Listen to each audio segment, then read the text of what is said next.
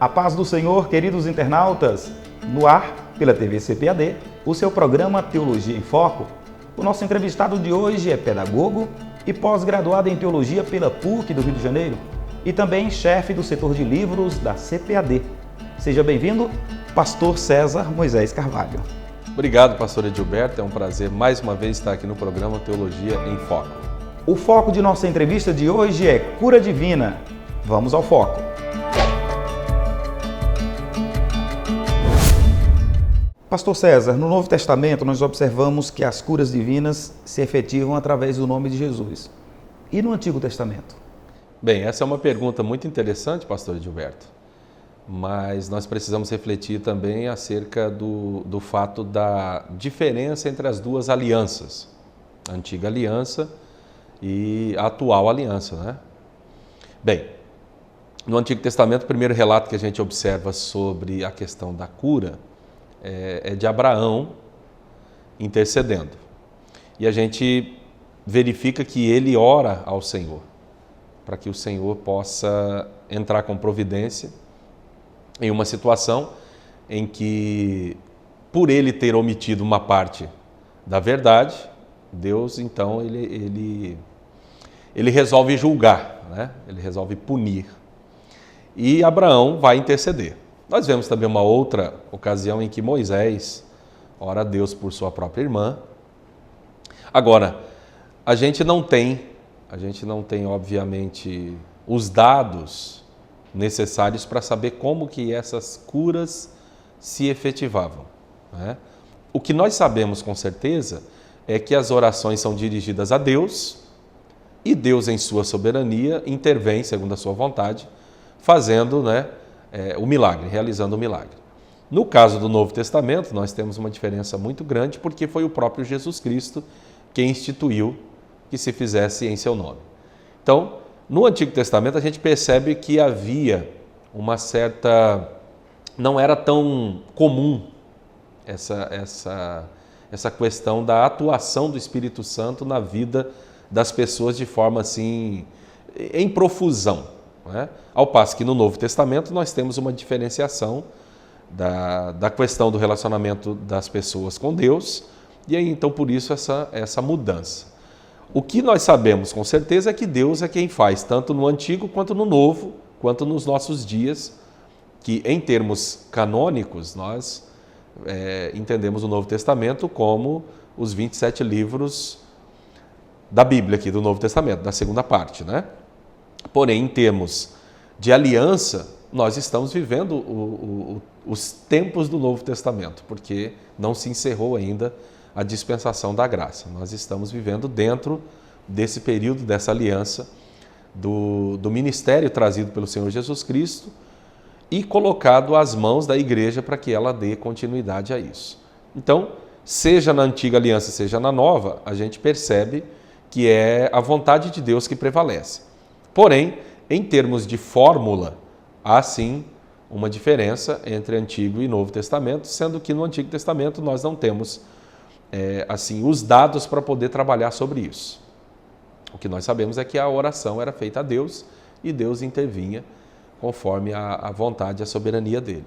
Agora, é interessante observar que no Antigo Testamento também algumas ocasiões aconteceram de ter determinados instrumentos ou pontos de contato que serviram como uma forma de talvez estimular a fé do moribundo, do doente, ou quem sabe também simbolizar alguma coisa a mais, o que obviamente pode ser entendido quando a gente faz a interpretação e a leitura e o estudo de cada um desses textos onde ocorreram essas curas. Nesse caso aí, a cura de Naamã, por exemplo, pode ser citada? Ela pode ser citada como exemplo, né? O mergulhar 7 vezes no rio.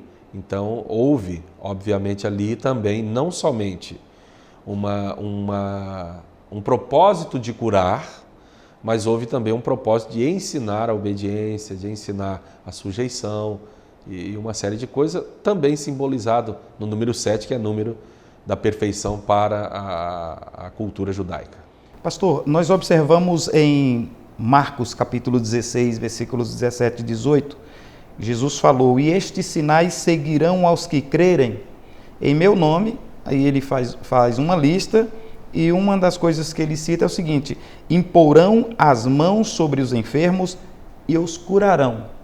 A partir desse texto bíblico, é possível dizer que todos os crentes têm o dom de curar? Essa é uma pergunta interessante também. É uma pergunta que fundamenta, por estar nesse texto, uma visão cessacionista, né, que prevaleceu durante muitos anos em meios protestantes acerca do fato de Deus não curar nos dias de hoje. Então, esse texto bíblico ele está encaixado dentro do que nós conhecemos como final longo de Marcos, né? Os versículos 9 até o final do capítulo 16 de Marcos, eles formam esse final longo, que muitos estudiosos defendem o fato de que, por não constar em alguns dos principais manuscritos utilizados para o cotejamento das principais traduções do Novo Testamento, então esse texto provavelmente não foi originalmente proferido por Jesus. Mas veja só que coisa. Se esse texto foi uma inserção posterior, não seria perigoso inserir esse texto posteriormente, sendo que ele impõe sobre as pessoas o seguinte fato: é um sinal de que as pessoas estão com Jesus acontecerem esses prodígios. Se esses prodígios não aconteciam, inserir esse texto não faria sentido, porque tornaria a vida desses discípulos, desses seguidores de Jesus, muito mais difícil. Mas eu entendo que é justamente o contrário. O texto foi, se é que ele foi inserido posteriormente, ele foi devidamente colocado por palavras proferidas por Jesus, porque isso acontecia. Esses milagres aconteciam, então era facilmente verificável isso. Então, esse final longo de Marcos, em vez de depor contra os discípulos de Jesus, o corpo de Cristo, a igreja, eles corroboram. Eles, na verdade, legitimam aquilo que Jesus Cristo colocou para ser feito. Agora, dizer que todos têm o dom de curar por conta desse texto de Marcos não é correto, porque a gente sabe muito bem que a cura divina é bíblica, não há dúvida sobre isso. A nossa declaração de fé, por exemplo, tem um capítulo só, que dispõe só sobre a cura divina. Lançado pela CPAD em 96, essa teologia sistemática, tem um capítulo só sobre cura divina. Então, a cura divina faz parte do ensinamento da Bíblia e faz parte da nossa fé pentecostal. Dá para dizer com base nesse versículo que todos os crentes têm o dom de curar? Não. Esse versículo não trata de dom, esse versículo trata do quê? De missão. A grande comissão, a tarefa dada pelo Senhor Jesus Cristo aos seus discípulos de levar o Evangelho, de pregar a palavra de Deus e de também realizar esses prodígios, está relacionada ao fato de que quando Jesus Cristo vem, o que Jesus Cristo vem fazer? Jesus Cristo vem trazer o reino de Deus. E uma das manifestações do reino de Deus era justamente as curas divinas. A gente pode encontrar no capítulo 7 do Evangelho do Senhor Jesus, conforme escreveu Lucas, a gente pode ver que quando os discípulos de João vieram questionar Jesus Cristo acerca de se ele era ou não o Messias, no versículo 21 diz assim: e na mesma hora curou muitos de enfermidades e males e espíritos maus, e deu vista a muitos cegos. Respondendo então Jesus, disse-lhes: ide anunciai a João o que tendes visto e ouvido. Os cegos vêm, os coxos andam, os leprosos são purificados, os surdos ouvem, os mortos ressuscitam, e aos pobres anuncia-se o Evangelho. E bem-aventurado aquele que em mim se não escandalizar. Jesus Cristo estava mostrando com essas atitudes, com esses atos miraculosos, a efetivação da chegada do reino de Deus. Então, as curas, elas não são para espetáculo, tá?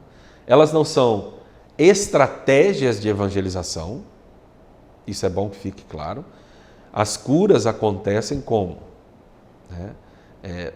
Parte da vontade de Deus, parte da misericórdia de Deus, parte constituinte da expiação, do sacrifício de Jesus, e sinalização de que o reino de Deus chegou. Então, esse aspecto compõe a pregação do Evangelho. Como todos os discípulos são responsáveis pela pregação do Evangelho, esse aspecto tem que constar dentro do conjunto da pregação. O Evangelho completo não se refere simplesmente a um anúncio, mas esse anúncio é seguido de elementos que corroboram, que sinalizam, que comprovam que ele de fato é verdadeiro. E um desses elementos é justamente a cura. A cura, o exorcismo, a expulsão de demônios, ou seja, esses sinais miraculosos sinalizam o reino de Deus. Então, nesse aspecto, a igreja toda está responsável por levar o Evangelho e tem autorização da parte de Jesus de orar por pessoas enfermas e elas podem ser curadas. Elas podem ser curadas. Porque uma ou outra pessoa não é curada, ou muitas pessoas não são curadas e muitas outras são, é um aspecto que nós não temos condição de sondar pelas nossas limitações e por estarmos do lado de cá. Agora, não dá para se tratar sobre dom de cura desse texto. O Novo Testamento, né, principalmente nas epístolas paulinas, vão tratar a respeito dos dons espirituais, dentre esses, né, um desses dons, dom de maravilha, dentro dessa área é o dom de cura. E aí sim, existe uma questão específica relacionada ao dom que uma pessoa possa possuir, não como um poder residente, que ela pode utilizar na hora que ela bem entender ou de forma arbitrária. Não existe também esse aspecto. A gente percebe que até utilizado o plural, dons de curar. O que muita gente entende como sendo dons específicos para curas específicas de enfermidades específicas ou determinadas enfermidades. O Stanley Horton explica, numa obra clássica lançada pela Casa, que a Bíblia diz sobre o Espírito Santo, que o plural ali indica a ideia de que Deus reserva para determinado momento uma determinada quantidade de bênção para que seja acontecido isso. Então, não é que o indivíduo tem um poder residente nele para curar quem ele quer, na hora que ele quer, para ativar na hora que ele bem deseja. Não é isso. Mas existem, né, por Deus, essas dádivas, para que naquele momento efetue-se, por exemplo, 10, 20 curas. Então, esses dons, eles são dádivas, são presentes outorgados por Deus para aquele momento, para ser utilizados, sendo que depois, posteriormente, pode não acontecer mais isso. Então, nós vamos para um breve intervalo, pastor. Nós vamos voltar falando a respeito do que a Bíblia diz, além das citações que o senhor fez, e também nós falarmos a respeito da contemporaneidade deste dom. O senhor falou dos cessacionistas e gostaria de, no próximo bloco, nós falarmos um pouco sobre este assunto, tá certo? Nós vamos para um breve intervalo, já já nós estamos de volta. O rei Davi deixou uma obra-prima inestimável para nós, o Livro de Salmos. Para todos aqueles que admiram a poesia e a espiritualidade de seus escritos, a CPAD traz um clássico da literatura cristã, Os Tesouros de Davi. Uma obra densa dividida em 3 volumes que reúne os 150 salmos, comentados individualmente pelo príncipe dos pregadores, Charles Spurgeon. Enriqueça seu conhecimento com Os Tesouros de Davi, um produto com a qualidade CPAD.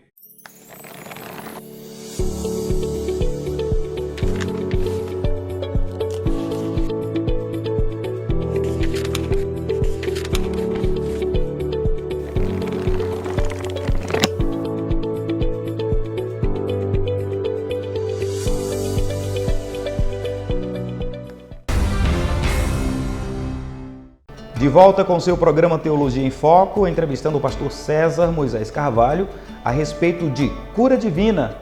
Pastor César, no bloco anterior nós falávamos a respeito do que a Bíblia diz sobre o dom de curar. Bem, o que a Bíblia fala mesmo sobre o dom de curar? Sei que o senhor já deu uma amostra e também gostaria de saber o seguinte: existem pessoas hoje com o dom de curar? Porque os cessacionistas dizem que não. Essas duas questões, essas duas perguntas em uma só. O que o senhor tem a dizer? Bem, a gente sabe que existe muita exploração da fé alheia, muita, na verdade, banalização dessa parte do milagre. o que nós conhecemos como charlatanismo. Inclusive, é crime previsto no Código Penal brasileiro. É crime. Charlatanismo, exercício, né, desse tipo de curandeirismo é condenado. Então a Bíblia não trabalha sobre isso. A gente precisa entender o seguinte: a Bíblia, ela foca o ser humano como um ser global, composto de corpo, de alma e de espírito, ou de espírito, alma e corpo. Então, a cura, Deus, ele quer sanar, quer curar o ser humano em todos os âmbitos. Porque o ser humano caiu e ele precisa ser curado em todas essas esferas. Então, a cura divina é algo bíblico, não é algo que cessou, muito pelo contrário, a gente percebe que Deus realiza prodígios e milagres ainda hoje. Alguém pode perguntar, mas aonde isso está acontecendo? Onde é que isso está ocorrendo? O que eu vejo na televisão eu não acredito porque são enfermidades de pequena monta.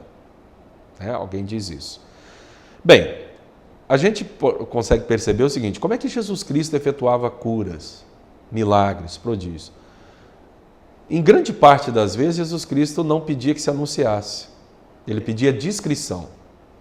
Às vezes ele dizia, vai, mostra. No caso dos leprosos, que na verdade era cumprimento da lei, né? Tinha que mostrar o sacerdote para atestar a cura. Porque precisava ter uma inserção social. Como o leproso ele era apartado da sociedade, então para ele ser reinserido precisava se confirmar que ele estava purificado e então ele receber a autorização para voltar ao convívio da sociedade. Mas em casos diferentes desses, você não vê Jesus Cristo promovendo uma espetacularização. Isso não é parte do ministério de Jesus. Jesus não utiliza esse expediente. Jesus utiliza o expediente para socorrer o enfermo. Se alguém ver, ouvir isso que está acontecendo e servir de edificação para a sua vida, além da edificação do próprio enfermo, tudo bem. Mas não é um propósito de Jesus transformar o milagre numa espécie de propaganda. Não.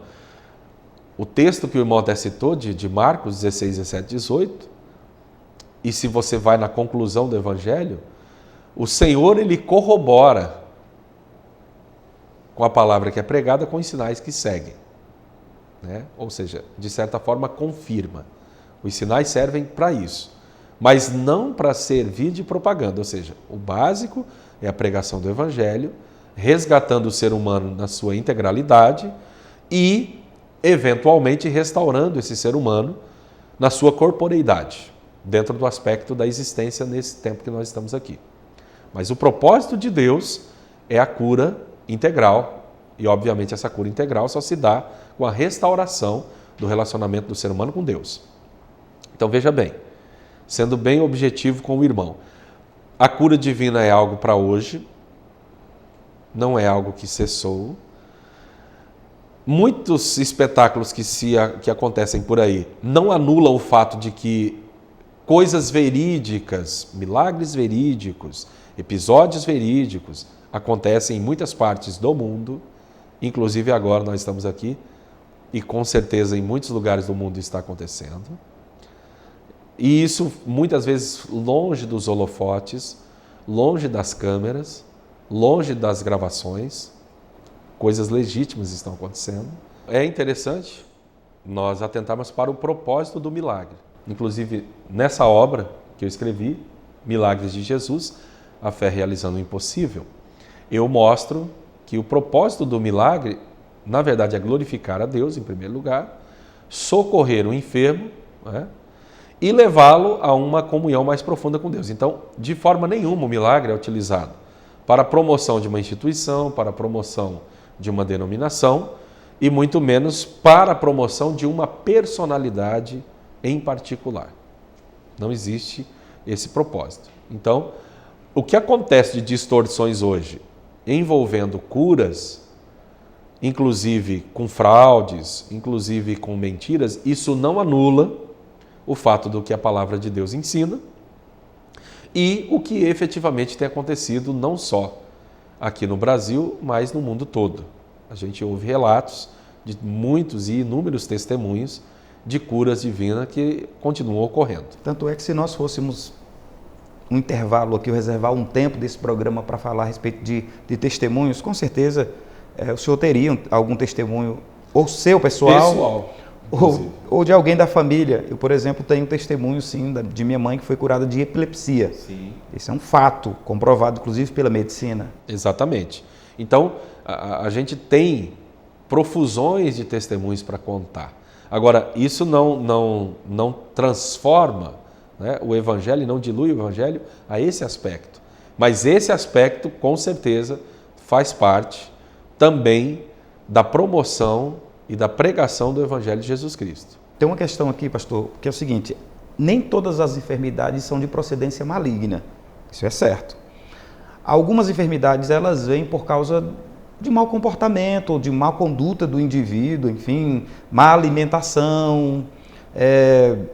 Essas questões do dia a dia do indivíduo faz com que ele atraia algumas enfermidades. Como é que o senhor trata, como é que o senhor vê essa questão de orar repreendendo uma enfermidade que não foi causada por espírito maligno, repreendendo essa enfermidade em nome de Jesus como se fosse de procedência maligna? Essa é uma pergunta muito interessante também, porque a relação entre pecado e enfermidade, ela é muito antiga. É óbvio que todas as enfermidades, assim como todas as imperfeições que existem na realidade, elas são produto da queda, produto da desobediência dos nossos progenitores, que ocasionou o transtorno da natureza toda, como um todo, inclusive a nossa própria natureza pessoal e humana, finita. Ela também sofreu esses transtornos. Então, nós fomos afetados por isso e por isso nós sofremos enfermidades. Nós temos problemas nesse sentido. Inclusive, fazendo referência de novo a esse livro, uma das explicações que eu dou aqui, né, porque existiram questionamentos, e esses questionamentos eles não surgiram teologicamente, eles surgiram primeiramente do ponto de vista da ciência, do ponto de vista da física, da biologia. Então, David Hume, por exemplo, ele vai colocar essa objeção que os milagres não podem ter acontecido, porque para quem pensa num Deus perfeito, o milagre seria a correção de uma imperfeição. Como um Deus perfeito pode criar algo imperfeito que precisa ser posteriormente corrigido? Qualquer leitor da Bíblia sabe que Deus criou todas as coisas perfeitas. O ser humano foi que transtornou através da desobediência. Então, o milagre, na verdade, ele não é, dentro da ideia que o David Hume dizia, que seria uma quebra do funcionamento das leis físicas estabelecidas pelo Criador. O milagre não é uma quebra, né, dessas leis físicas. O milagre não é o que o C.S. Lewis dizia, como uma suspensão das leis físicas para Deus operar. Eu prefiro ficar com uma palavra que é muito utilizada, chamada prolepse, que significa antecipação. O milagre é só uma antecipação do que será quando Deus restabelecer a perfeição no universo. Então, a cura de enfermidade está relacionada à antecipação do reino de Deus, dos sinais do reino de Deus que começam a acontecer aqui e que ainda não foi concluído. Por graça e misericórdia de Deus, para que as pessoas cheguem ao conhecimento da palavra dele, o reino de Deus ainda não foi concluído. Ele inicia, mas não se conclui. Eu acho até interessante esse ponto, porque é o seguinte: há pessoas que são curadas de enfermidades e depois voltam a ter um outro tipo de enfermidade. E quem sabe foi curado de uma enfermidade mais grave e faleceu de uma enfermidade mais simples. É isso que o senhor está dizendo. Na verdade, nós estamos sujeitos aqui na Terra a isso. Exatamente. E o que eu quero dizer também é o seguinte: essa relação de pecado e enfermidade, ela era muito comum na cultura antiga e inclusive na cultura judaica. Ou seja, você está doente porque você pecou. É claro que, em alguns casos, isso é uma verdade. Mas isso não é uma generalização. Não se pode generalizar que toda enfermidade é produto direto de um pecado pessoal cometido por uma pessoa. Não. Nem sempre isso é real. Em algumas ocasiões a gente verifica isso, mas em outras não. E então, é claro que o pecado originou tudo que existe de ruim. A gente entende isso, o pecado original, a queda. Agora, nem sempre uma enfermidade é fruto de um pecado pessoal, e às vezes é. Agora, o irmão trouxe uma coisa muito interessante, que foi quando você me pergunta anteriormente, sobre o fato de as pessoas terem uma má alimentação, não cuidar bem da saúde, e isso decorrer uma enfermidade, seja um colesterol alto, seja um diabetes ou qualquer outro tipo de coisa, que ocasione da pessoa estar doente. Se é correto orar por essa pessoa e não instruí-la a cuidar melhor do templo do Espírito Santo, que é o corpo. Eu acho que as duas coisas podem acontecer, elas devem coexistir. Deve-se orar para que Deus tenha misericórdia, para que Deus cure, mas essa pessoa também precisa obedecer a determinadas regras dietéticas, né, para que ela possa, se de alguma forma, ajudar o seu próprio corpo a também se corrigir. Então essas coisas precisam caminhar juntas, ou seja, a orientação no que diz respeito ao cuidado com o corpo é uma coisa que deve fazer parte também da nossa mordomia do templo do Espírito Santo, o cuidado com a utilização dos nossos corpos. Então isso eu acho que tem que fazer parte. E, também corroborando o que o irmão está dizendo, mas a gente pode repreender, em nome de Jesus, algo que não seja de origem essencialmente demoníaca, né, ou diabólica. Eu penso que em alguns momentos talvez seja preciso exercer com bastante cuidado esse tipo de oração e esse tipo de prática. Pastor, nós vamos falar no próximo bloco a respeito da unção com o óleo e também vamos falar de oração forte. Existe uma oração especial aí para cura e tal.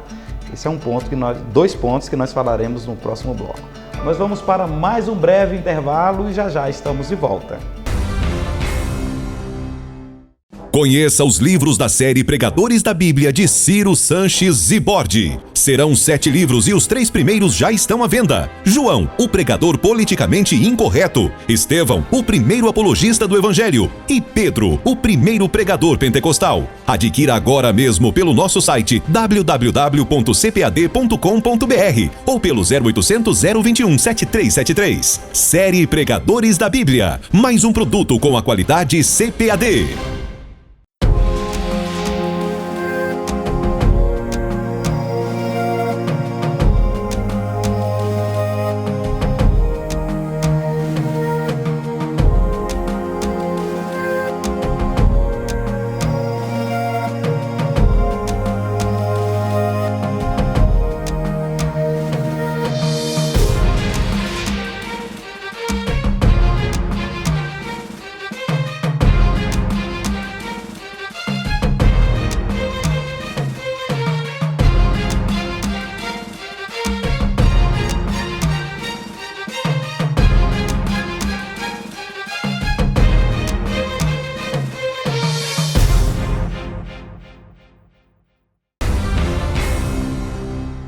De volta com seu programa Teologia em Foco, Pastor César Moisés continua conosco. Pastor César, gostaria que o senhor falasse a respeito da cura através de oração com unção com óleo. O que a Bíblia fala? O que o apóstolo Tiago quer dizer com essa questão de orar, colocando óleo ou passando óleo ou ungindo com óleo? Então, esse texto bíblico parece ser o único que apresenta uma espécie de norma, porque o texto que nós temos de Marcos, quando o Senhor Jesus Cristo menciona, ele parece ser mais genérico, né? Mas esse de Tiago, ele é utilizado mais de forma normativa. Então é interessante pensar os propósitos da epístola de Tiago, pensar globalmente sobre a epístola, não só o texto estanque ali, os versículos que o irmão está mencionando aí de Tiago, capítulo 5, né? A unção, ela não tem propriedades curativas em si. Né? Ela não tem propriedades curativas, apesar de que o azeite no mundo bíblico, ele tem uma importância, porque ele de fato é utilizado para diversas coisas, mas nesse texto de Tiago, o que se observa parece realmente um costume que se observa e que se faz como uma espécie de símbolo, né? De símbolo. Agora, o que precisa ficar claro é que duas coisas muito importantes ali daquele texto. Não significa que o enfermo esteja em pecado, Mas se houver pecado, eles vão ser perdoados através da oração da fé. O texto, ao mesmo tempo que fala sobre chamar os presbíteros para ungir, também coloca, no versículo 16, se eu não me engano, que devemos confessar as nossas culpas uns aos outros e orar uns pelos outros, porque a oração da fé pode muito, ou a oração do justo pode muito em seus efeitos, né? Melhor dizendo. Então, é uma obrigação de todos nós orarmos uns pelos outros. Não é uma obrigação somente dos oficiais da igreja, daqueles que foram separados para o exercício ministerial, fazer. É algo que todos os crentes devem fazer. Isso já pensando em sacerdócio universal dos crentes. Então, assim, a vontade de Deus, que Tiago fala sobre ela no início da sua epístola, ela deve ser buscada também no aspecto da cura. Deus pode ou não curar. Então, não quer dizer que a unção automaticamente vai gerar a cura, por conta de que alguém veio e ungiu e aí a pessoa automaticamente está curada. O senhor acredita que aí é um ponto de contato? Há pouco, em um dos blocos, o senhor falou a respeito de pontos de contato. Sim. No Antigo Testamento parece haver esse propósito. Isso, mas hoje também existe, com certeza existe, a perder de vista, vários tipos de pontos de contato. A exemplo disso, água ungida, ou folha de oliveira trazida de Israel, ou água do Rio Jordão. Esses pontos de contato, será que existe uma brecha para a utilização desses pontos de contato a partir desse texto de Tiago? Eles usam até textos, né, como aquele dos lençóis, dos aventais, dos lenços do apóstolo Paulo, que eram levados e as pessoas recebiam a cura através da fé, por conta de estarem recebendo aqueles utensílios, aquelas peças que eram do apóstolo. Bem, é uma discussão bastante longa essa, eu acho que ela tem legitimidade, deve ser feita. Agora, é aquilo que eu digo, existe a exploração da fé, né, da pureza, da simplicidade das pessoas por conta disso. Então, eu penso que tem que se cuidar para não se abusar desses aspectos e não transformar isso em amuletos, porque a Bíblia não dá essa autorização. A Bíblia não dá essa autorização. As curas têm propósitos muito definidos, como eu já disse, e volto a dizer. O primeiro deles é a glorificação do nome do Senhor e o segundo é o socorro à pessoa que está sofrendo, à pessoa que está acometida de uma determinada enfermidade. Mas nunca promoção de um indivíduo, nunca promoção de uma instituição, nunca promoção de uma denominação. Se essas coisas acontecem, elas desvirtuam o propósito verdadeiro da cura e podem configurar num exercício ilegítimo dessa dádiva de Deus. Então é bom cuidar bastante sobre esse aspecto. Deus pode fazer ocasionalmente alguma coisa usando esse tipo de expediente? Pode, eu não tenho autorização para restringir isso, né? Não podemos restringir isso. Agora, o que a gente sabe que é eficaz é a oração da fé, a oração crendo, tanto da parte do enfermo quanto da parte de quem ora, o nome do Senhor Jesus Cristo, que também não é amuleto, não pode ser usado ilegitimamente, né? Indiscriminadamente, e a soberania divina, em fazer, em efetuar aqueles que Ele quer fazer. O senhor citou aí a oração da fé. É um tipo de oração especial, diferenciada, é o que hoje muita gente chama de oração forte, né? Às vezes as pessoas dizem, pastor, faz uma oração forte aqui porque eu estou enfermo ou estou enferma. O que significa oração da fé? Inclusive citada também pelo apóstolo Tiago nesse sim. mesmo texto que fala da unção com óleo. Então, eu penso que o que Tiago realmente quer dizer com isso é que existem orações, como ele diz, né, que aquele que se aproxima de Deus tem que crer que ele é galardoador daqueles que o buscam. Se você não acredita e mesmo assim ora, a impressão que se tem é que você está orando meramente como um costume, assim como faz qualquer outra coisa. Agora, a oração da fé é a oração que crê a despeito de não haver esperança de crença, de não haver indícios de que você pudesse alcançar alguma coisa da parte de Deus. Mas mesmo assim, você ora e você crê. Então, essa é a oração da fé. Quanto à oração ser forte ou ser fraca, geralmente as pessoas colocam essa designação no sentido de ser audacioso. Impostação de voz. Impostação de voz, né? Essa coisa toda. Agora, o que Tiago diz de fato é o seguinte, que Elias era homem sujeito às mesmas paixões, né? E os mesmos problemas que nós, porém ele orou e daí, por aquele período determinado, Deus não derramou chuva naquela localidade onde ele estava atuando e exercendo o seu ministério. O que Tiago está dizendo ali é nos estimulando para que a gente também entenda que, assim como Elias, nós somos pessoas sujeitas e cheias de falhas, mas podemos ter a nossa oração atendida e ouvida da parte de Deus. No caso de Elias, havia um confronto entre divindades pagãs e Deus precisando mostrar-se, revelar-se aos seus, aos judeus, para que eles pudessem voltar a sua atenção e a sua fé ao Deus de Israel, ao Deus verdadeiro. Então havia, obviamente, na antiga aliança, um confronto entre visões pagãs de divindade em relação ao Deus verdadeiro, que precisava mostrar-se. Então tinha um propósito muito claro. No nosso caso hoje, não existe esse mesmo tipo de coisa, apesar que em determinados países, em determinadas situações, a gente sabe de relatos de pessoas que oram, contrapondo-se a divindades pagãs, e Deus efetua determinados milagres, mostrando mais uma vez que Ele é o Deus verdadeiro. Então, essa discussão, na verdade, ela é muito melhor feita analisando caso a caso. Agora, a Bíblia estipula determinadas coisas, que é o que a gente vem tentando analisar durante essa nossa conversa aqui. Pastor, e confiando em Cristo e em seu poder curador, quando é que a pessoa pode abandonar o tratamento médico? Bem, no caso vai ser o médico que vai ter que dizer se existe esse diagnóstico, se existe esse resultado. A pessoa efetivamente foi curada.